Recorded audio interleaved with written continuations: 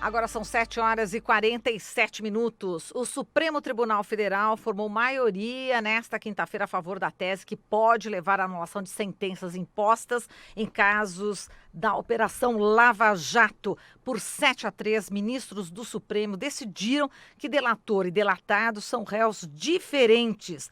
A maioria dos ministros teve o entendimento de que os réus delatores devem apresentar suas alegações finais em processos antes dos demais acusados, e ações que não seguiram esse rito anteriormente devem ter suas condenações revistas. E para falar sobre esse tema, nós temos aqui em nossos estúdios a Daniela Mediolaro, presidenta da Comissão de Direito Penal da Ordem dos Advogados do Brasil, OAB de São Paulo, e diretora vice-presidenta do Instituto de Defesa do Direito de Defesa, o IDDD. Olá, Daniela, bom dia. Bom dia, Marilu. Bom dia, Glauco. Bom dia a todos.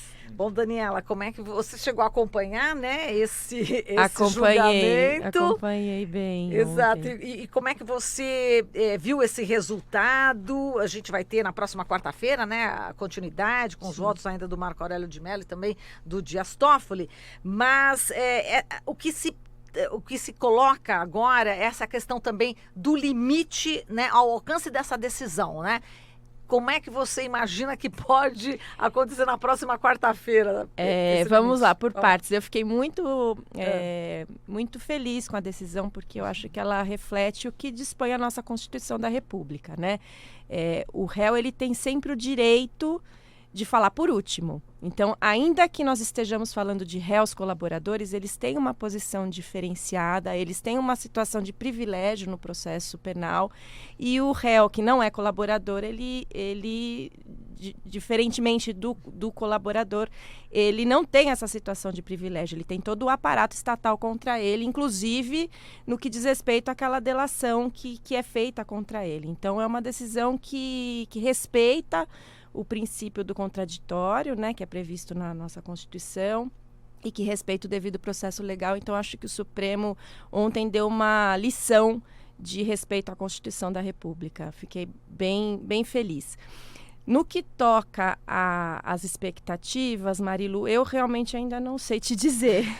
Esse limite, eu não sei exatamente como é que essa decisão do Supremo vai alcançar, né, os outros casos. Eu tenho uma opinião muito clara sobre isso. Eu acho que se trata realmente de nulidade absoluta. Eu vou tentar explicar um pouquinho. A nulidade absoluta, ela é quando diz respeito ao interesse público, né? Então, ela não precisa ser alegada pelo réu. Basta ela acontecer para que o Estado a reconheça. Então, eu tenho a convicção de que se trata de uma questão de nulidade absoluta, mas realmente alguns ministros já indicaram que entendem que é uma questão de nulidade relativa, ou seja, que o interessado ele tem que arguir e tem que arguir num determinado momento, né? Tem um momento certo para alegar. Enfim, vamos aguardar, né? Daniela, eu queria saber, primeiro que você explicasse, né, para o ouvinte, para o telespectador, o que significa o amplo direito de defesa, porque foi algo que sempre, nos julgamentos do Supremo, não só do Supremo, mas em tantos outros, é um conceito que aparece, e às vezes as pessoas, elas fazem digamos, uma relação que não é verdadeira de prisão com justiça. A gente é uma sociedade hoje tão punitivista que acha que quando tem um julgamento, se a pessoa não vai presa é porque houve impunidade e não entende a importância do amplo direito de defesa. Então eu queria que você falasse a respeito disso. Uma pergunta complexa. Bom, eu falei agora há pouco que o réu, ele é a parte mais fraca, né, num processo penal. Contra ele tem todo o aparato estatal. Então, por isso que é tão importante que ele tenha condições de se defender, né? O direito de defesa ele tem que ser amplo justamente por isso, porque a acusação é sempre muito mais poderosa, né? Ela é sempre muito mais forte. É o Estado contra o sujeito, né? Então, as pessoas elas têm o direito de se defender e, mais do que isso, elas são presumidamente inocentes, até que se comprove o contrário. E quando a gente fala em prisão, a prisão ela não necessariamente reflete a condenação, né? Pessoas são presas, especialmente no Brasil, né, em que existe uma massa de pessoas presas provisoriamente muito grande, mas as pessoas são presas ainda durante um processo. em que não se configurou aquela situação de culpa, né, que se exige para que uma pessoa seja de fato assim considerada culpada. Então, por isso que é tão importante que a sociedade tenha em mente que muitas vezes as pessoas são presas sem ser necessariamente culpadas, né? Então, a gente não deve nunca comemorar uma prisão preventiva, especialmente quando essa prisão preventiva ela não vem acompanhada daqueles requisitos mínimos, né, que se exige para que ela ocorra. Mas é isso, o direito de defesa ele é uma garantia para todos nós, né? Não é só uma garantia para o acusado. Daqui a alguns minutos, uma pessoa próxima a nós pode ser processada criminalmente, pode ser acusada de alguma coisa, inclusive acusada injustamente. Então, quando a gente defende o direito de defesa, a gente não defende o direito de defesa para os culpados. A gente defende o direito de defesa para que um Estado democrático de direito seja efetivamente um Estado democrático de direito, para que as pessoas compreendam que é muito importante que um acusado consiga se defender com todos os instrumentos, porque se isso não acontece com uma pessoa, isso não vai acontecer com nenhum de nós e ninguém ganha.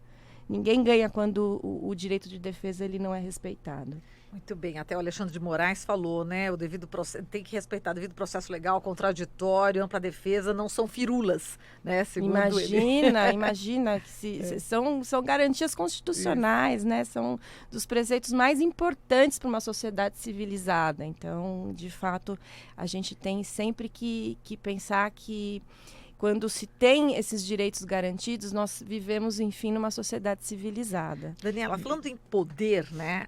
A gente viu ontem o Jornal Nacional e me chamou muita atenção o espaço dado para o ministro Barroso. Era completamente desproporcional o tempo dado a ele em relação aos demais ministros. Então, a tese dele ficou exatamente bastante evidenciada, ganhou muito espaço. Então, até que ponto também os meios de comunicação podem, de repente, forçar, né, um resultado ou, enfim, fazer com que haja a sociedade, né, mais a favor de uma tese do que da outra, né, da maneira como se coloca na edição. É perigoso isso? Marilu, posso até complementar também, Pode, porque claro. Tratando dessa questão da mídia, né, depois da suspensão ali do julgamento pelo ministro Dias Toffoli, ali na Globo News, uma apresentadora falou assim, olha, perguntando para uma fonte ali, olha, mas como que a gente vai lidar agora com a possibilidade de anulação de condenações, com a frustração da opinião pública? Eu fiquei pensando, bom, se na verdade os processos têm que ser anulados, ou se forem anulados por uma questão jurídica mesmo, né? Uma questão de justiça, devia não haver frustração, mas comemoração, né? Exato. Então, a torcida, tem né? uma distorção de valores, né, muito grande. Então, vamos também por partes. Então, respondendo a Marilu. Eu não assisti o Jornal Nacional, não vi a cobertura, mas eu posso imaginar pelo que você está me dizendo. Eu acho que a imprensa ela tem que ser muito responsável, né? E os últimos acontecimentos envolvendo a Vaza Jato mostraram que a imprensa ela foi bastante usada nesse processo aí de manipulação das provas, de manipulação das colaborações, de manipulação do poder mesmo que a Procuradoria exerceu, né, na Operação Lava Jato. E eu tenho também a sensação de que parte da imprensa já se deu conta disso, de que foi usada, né, de que foi, enfim, de que se envolveu ali naquele jogo de poder de uma forma equivocada. O ministro Barroso, ele tem um discurso muito bonito, né, contra a corrupção, muito eloquente. E eu acho que isso, no final das contas, acaba chamando muito a atenção da sociedade e, enfim, eu acho que talvez tenha sido essa a intenção dos jornalistas da edição do Jornal Nacional quando focou ali no discurso do ministro Barroso, mas juridicamente o discurso do ministro Barroso ontem foi muito pobre. pobre, com todo respeito, mas é isso.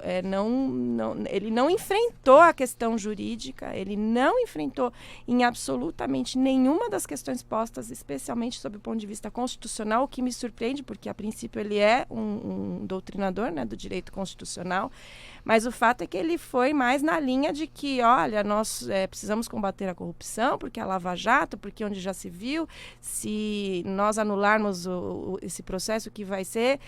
Então, assim, eu acho que também a população não é ignorante o suficiente para não entender esse tipo de mensagem, né? Mas o fato é que o Supremo estava ali para fazer para tomar uma decisão técnica e essa decisão técnica, por sorte e acho que para conforto de quem atua no direito, foi dada.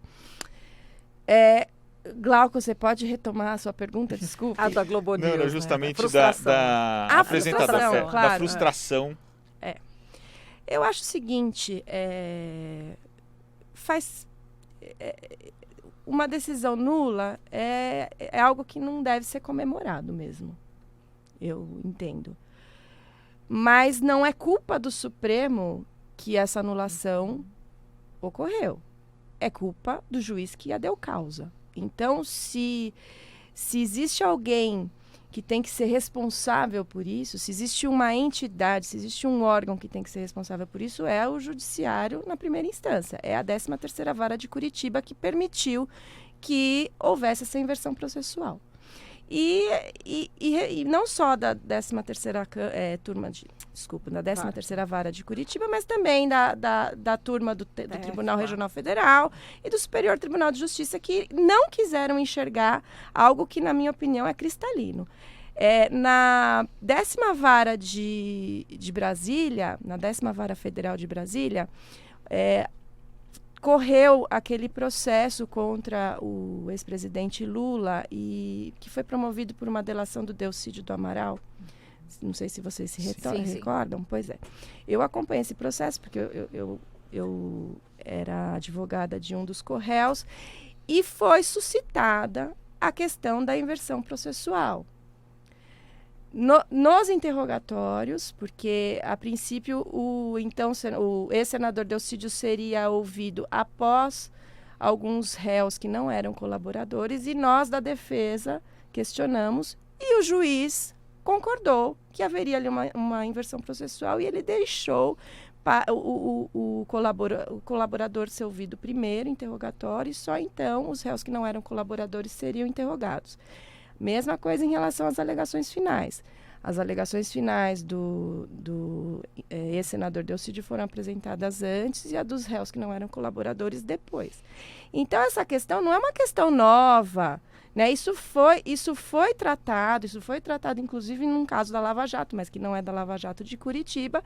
E, diferentemente do juiz Sérgio Moro, o juiz Ricardo Leite, que conduzia essa ação penal, ele entendeu que haveria, sim, uma inversão processual e respeitou o pleito da defesa. Então, repetindo, eu não entendo que a culpa por essa nulidade deva ser atribuída ao Supremo. Pelo contrário, o Supremo ele está corrigindo um equívoco, está corrigindo um erro.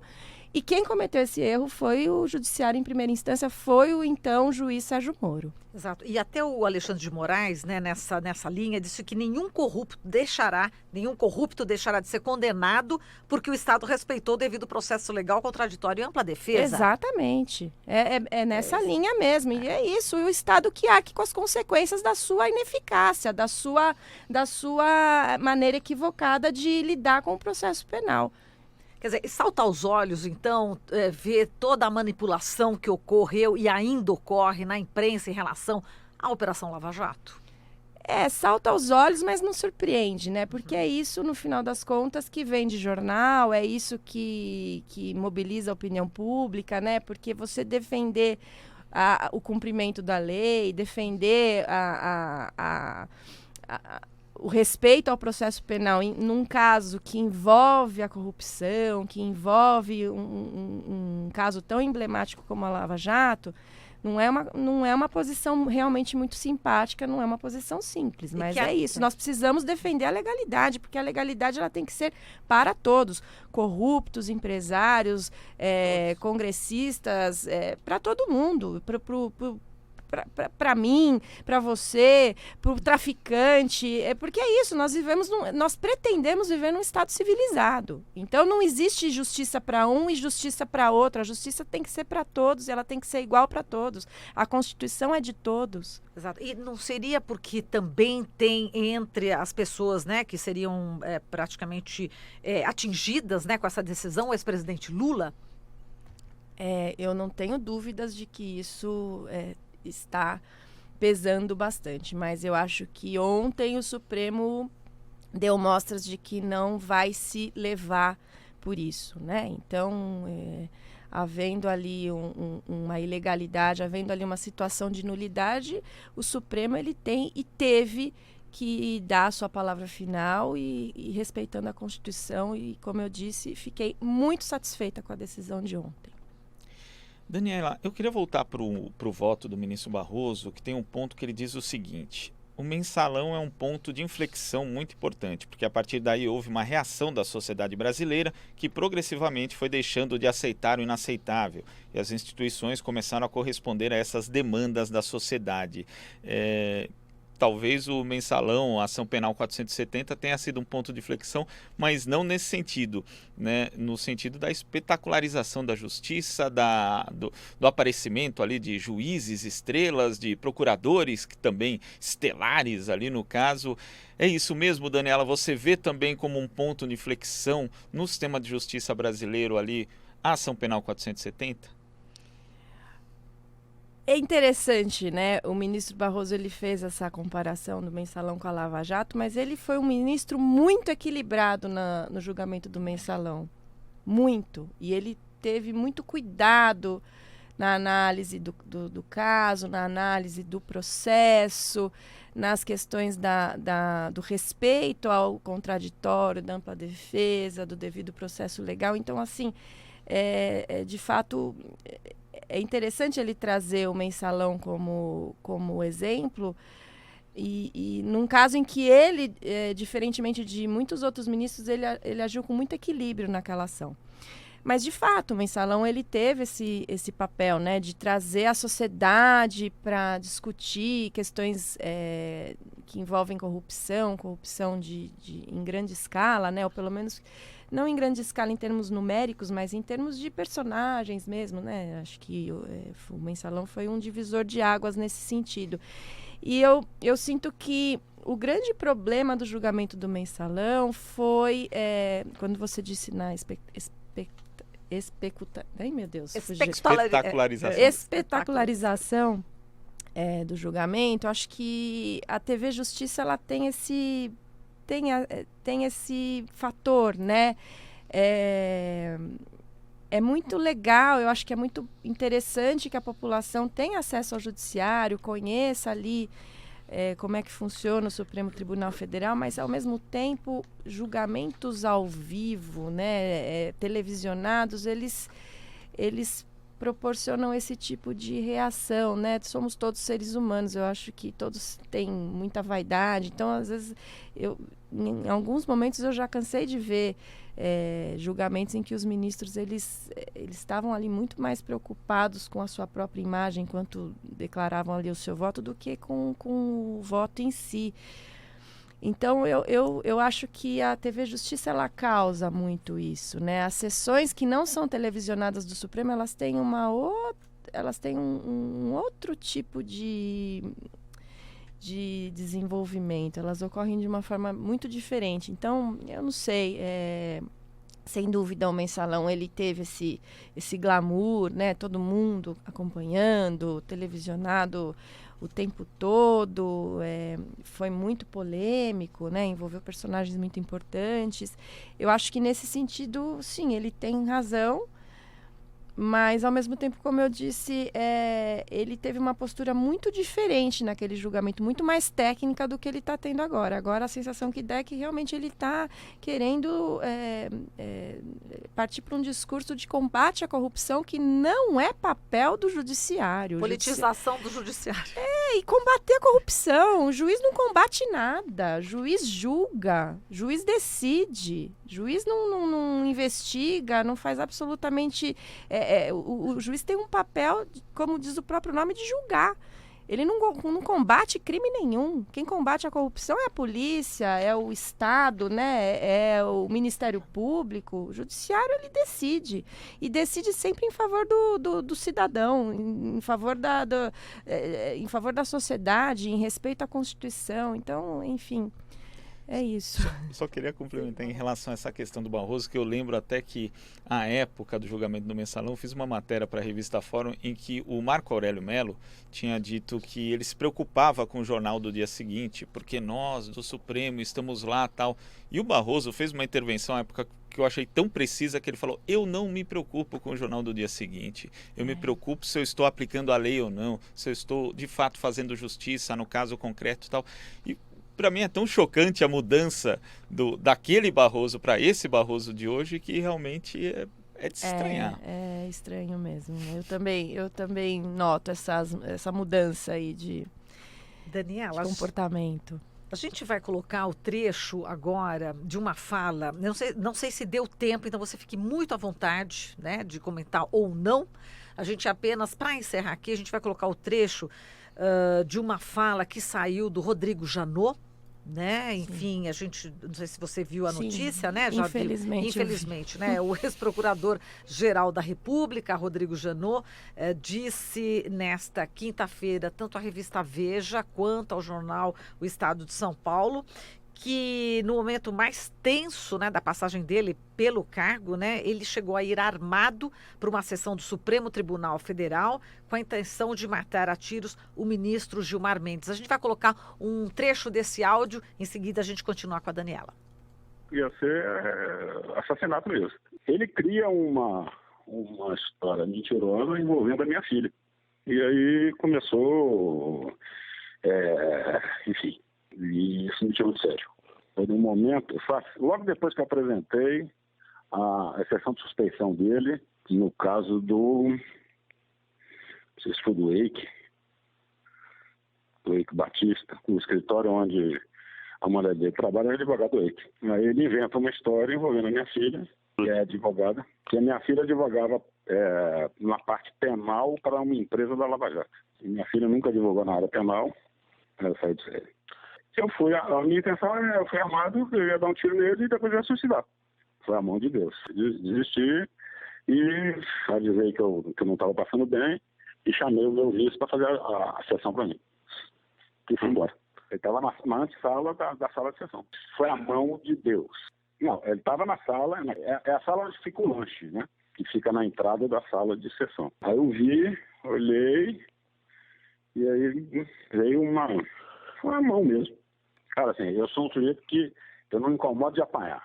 Pode me bater à vontade. Cara, eu tenho uma filha. Se você for pai, Bom, portanto, o procurador Rodrigo Janot, ele vai lançar na próxima semana o livro Nada Menos Que Tudo, escrito pelos jornalistas Jailton de Carvalho e Guilherme Evelyn, né? Bom, como que você, enfim, recebe, né, essa informação bastante chocante, deixando muita gente, assim, perplexa, né? Eu recebo essa informação estupefata, por duas razões. A primeira delas é que, assim, por perceber que o chefe do Ministério Público, o comandante da Procuradoria da República, era uma pessoa nesse nível de desequilíbrio. E o segundo motivo é esse ex-chefe do Ministério Público, neste atual momento, dar uma declaração dessas. No momento em que, assim, o Brasil vive essa polarização, esse momento em que as pessoas estão absolutamente desequilibradas, as pessoas estão desconcertadas, um momento em que as pessoas não acreditam na justiça, em que o Supremo está em xeque, um ex-procurador da República fazendo esse tipo de comentário é algo assim que realmente me envergonha como brasileira. Então, eu recebo com muita tristeza essa manifestação, pelos 2 motivos que eu disse, porque eu acho que o chefe do Ministério Público ele tem que ter, no mínimo, equilíbrio emocional. E esse equilíbrio ainda não existe na medida em que agora esse chefe do Ministério Público dá uma declaração dessas. Assim, é muito irresponsável. E como advogada e defensora das minhas prerrogativas profissionais, né, o advogado, ele a princípio, ele tem que ter o mesmo tratamento dos membros do Ministério Público e do Judiciário. Só que nós, quando temos que entrar num tribunal, advogados, eu tenho que deixar minha bolsa no detector de mental. Uma vez eu fui a uma sessão do Supremo, eu tinha uma escova de cabelo na minha bolsa, a minha escova de cabelo teve que ficar retida ali na entrada da sessão do Supremo, porque eles entendiam que aquele objeto era um objeto potencialmente perigoso.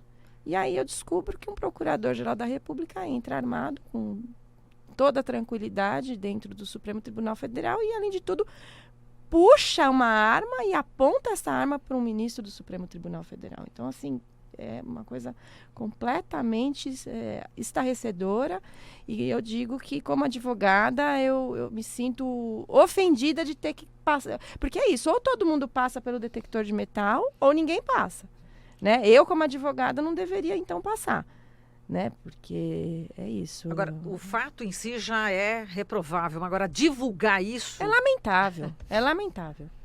Neste atual momento, é uma coisa, assim, muito preocupante. E quando você fala também da prerrogativa do advogado, lembrando aí que o Janot sentava ao lado do presidente do Supremo Tribunal Federal nas sessões em que ele participava, né? Que é onde fica ali o membro do Ministério Público. Claro, a minha escova de cabelo era perigosa, né? E aí eu descubro que o Procurador-Geral da República não só andava armado dentro do plenário do Supremo, como já chegou a apontar arma para um ministro do Supremo Tribunal Federal. Quer dizer, nesse momento, como você disse, né, de tanto ódio, de tanto clima, né, de que a gente está vivendo hoje, né, no Brasil, com o governo do presidente Bolsonaro, que defende, inclusive, a tortura, quer dizer, uma declaração dessas, uma revelação dessas, acirra ainda mais o ambiente, e, inclusive, traz também estragos no próprio STF, né? Sem dúvida, eu acho que o maior alvo de estrago dessa declaração é o próprio Supremo Tribunal Federal, sem dúvida, o ministro Gilmar Mendes, na figura do ministro Gilmar Mendes, que já é um personagem controverso, não digo controverso, mas ele é polêmico, né? Até pelas declarações que ele costuma dar, pelas posições mais duras que ele costuma dar. Então, assim, é muito triste. Eu fiquei, assim, realmente chocada. Eu acordei com essa notícia, porque ontem eu acabei dormindo cedo, acho que isso saiu mais no fim da noite, né? Isso. Então, eu acordei com essa notícia, eu fiquei, assim, realmente em estado de choque. O ex-procurador Janot falava, né, que ele ia dar uma flechada, né? E a gente preocupado com flechada. A gente é que está preocupada com tiro. Exatamente. E com este tiro a gente encerra aqui a nossa conversa, Daniela. Muitíssimo obrigada pela sua participação, toda a sua análise jurídica, e a gente com certeza vai chamar você muitas vezes. Muito obrigada. Eu que agradeço. Obrigada, Marilu. Obrigada, Glauco. Obrigada a todos os ouvintes. Bom, falamos aqui, bom dia, com a Daniela Mediolaro. Ela é presidente da Comissão de Direito Penal da OAB e também de São Paulo, e vice-presidenta do IDDD, Instituto de Defesa do Direito de Defesa.